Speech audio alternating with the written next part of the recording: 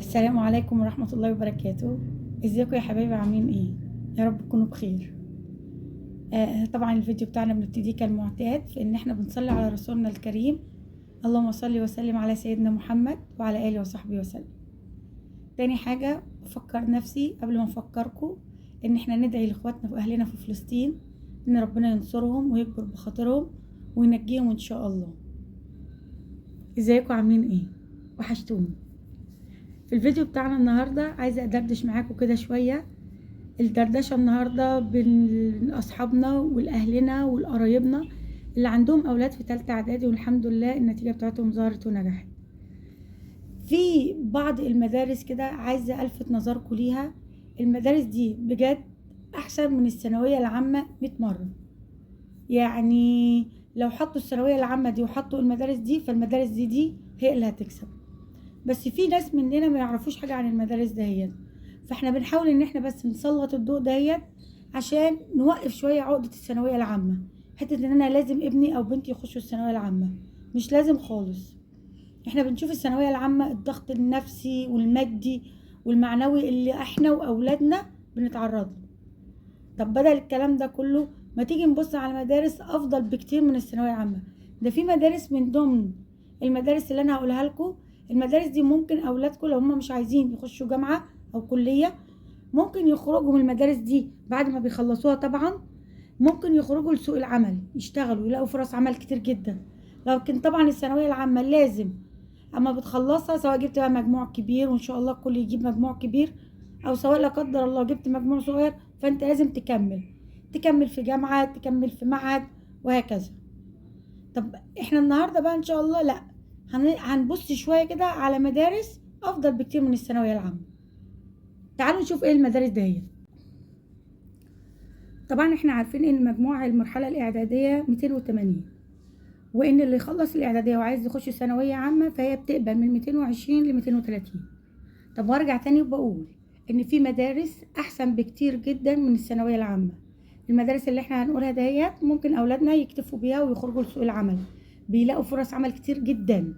لكن طبعا احنا عارفين الثانويه العامه لازم لما تخلصها ان شاء الله ان شاء الله لو جبت مجموع كبير، ويا رب كل اولادنا يجيبوا مجاميع كبيره، فدي لازم تخش لها تكمل الكليات بتاعتها.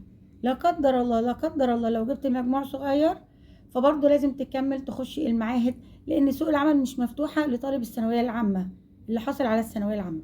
طيب ايه المدارس اللي ممكن اولادنا بعد المرحله الاعداديه يدخلوها؟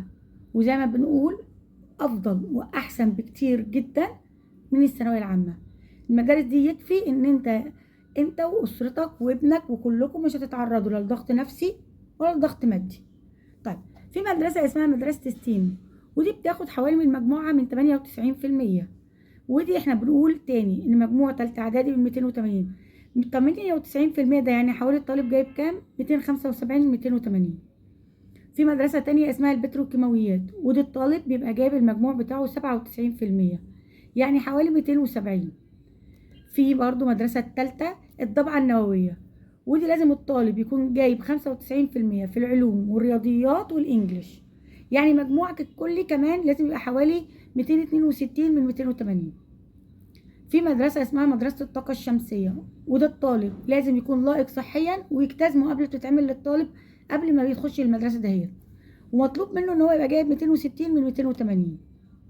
في مدرسة اسمها مدرسة البترول، ودي مدرسة برضو مجموعها كويس، الطالب بيبقى جايب حوالي 240 من 280. ودي طبعا اللي هم طلبة هندسة بترول والكلام ده كله، الطالب خريج المدرسة دهيت بيلحق ان هو يخش المدارس دي الجامعات دهيت. طيب برضو في مدرسة اسمها مدرسة الاتصالات. مدرسة الاتصالات دي هي لو ما قلنا مدرسة وي أو مدرسة التكنولوجيا التطبيقية، ودي الطالب بيبقى جايب فيها حوالي 230 من 280، طالب الإعدادية. في مدرسة تانية اسمها مدرسة الشيبة العربي، برضو إن الطالب بيبقى جايب 230 من 280. في مدرسة كمان اسمها مدرسة غبور للسيارات، ده بيتعلم برضو فيها ميكانيكا وهندسة والكلام ده كله، بيبقى الطالب جايب فيها 220 من 280. فكرك تاني، لو انت عايز تخش الثانوية العامة فانت مجموعك عشان تخش الثانوية العامة من 220 ل 230. في مدرسة تانية برضو اسمها مدرسة MBCB، ودي برضو بتاخد مجموع من 210. طيب المدارس الصناعيه او الفنيه الصناعيه بكل اقسامها بتبتدي من 210 وتنزل لحد 190.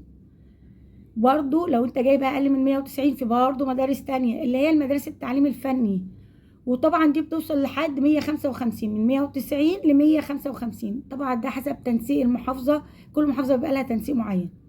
طب اقل حاجة اللي هي درجة النجاح اللي هي 140، برضو ليها مدارس اسمها مدرسة الزراعة، دي بتاخد من 140. بجانب طبعا مدارس الأورمان، مدارس السياحة والفنادق، الكلام ده كله. كل المدارس دي أولادنا إن شاء الله لما بيخشوها زي ما بقولك كده ممكن يكتفي بالثانوي ويخرج لسوق العمل، وحقيقي هيخرج هيلاقي فرص عمل كتير جدا، مش محتاج يخش كلية أو يخش جامعة. لكن لو هو مصمم إن هو يكمل وما خير وبركة، برضو الجامعات بتاعتها كتيرة. يعني أنا أعرف ناس دخلوا أولادهم اللي هو المدارس الفنية الصناعية 5 سنين، بعد ما خلصوا حبوا يكملوا، كانوا جايبين مجاميع جميله جدا في المدارس ديت، حبوا يكملوا دخلوا كليه هندسه دايركت. يعني محدش يقول لك لا المدارس دي في الاخر ابني صنايع، ابني تجاري، ابني لا، ابنك او بنتك ان شاء الله مجرد ما بيخلصوا المدارس دهيت زي ما بقول لك كده ليهم فرص عمل، ممكن يكملوا في الكليات براحتهم، دي اختياري. ثانويه عامه ما فيهاش اختياري، ثانويه عامه ضغط مادي، ضغط نفسي، ضغط عصبي، فلوس كتير جدا بتتهدر. وزي ما احنا شايفين امتحانات بتيجي صعبة، امتحانات بتيجي فيها غلطات، اولاد بينهاروا، اهالي بينهاروا، وهكذا.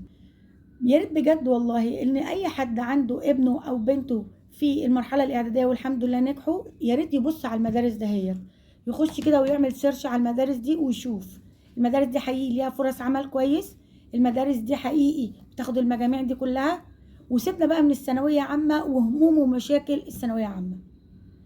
ده يعني نصيحة مني بعد ما شفت الأولاد اللي بيحصل لهم والأهالي اللي بيحصل لهم في امتحانات الثانوية عامة، لمجرد إن إحنا في ناس عندها عقدة لحد دلوقتي إن أنا ابني أو بنتي ثانوية عامة.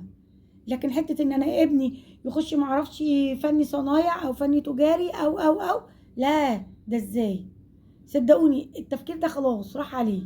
التفكير دلوقتي شوف سوق العمل محتاج إيه.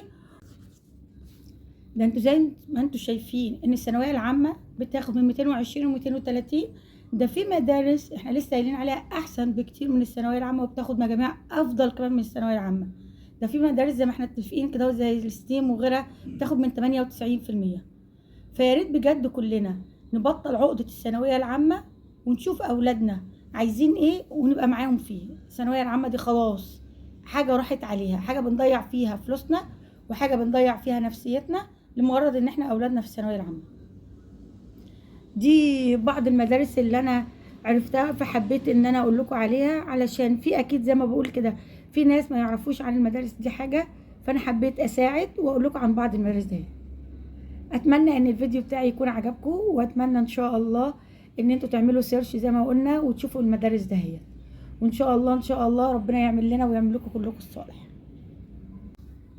هستناكم تقولوا لي ايه رايكم في المدارس دهيت، ولو في مدارس زياده انا لسه ما قلتش عنها او انا ما ذكرتهاش، يا ريت كل واحد فينا يعرف حاجه يقول للتاني عليها، يعني ننصح بعض نرشد بعض وهكذا. الدال على الخير كفاعله. هستناكم تقولوا لي المدارس الجديده اللي انا ما قلتهاش او اللي انا ما عملتهاش، وهستنى تعليقاتكم. متشكره جدا لحسن استماعكم. سلام عليكم.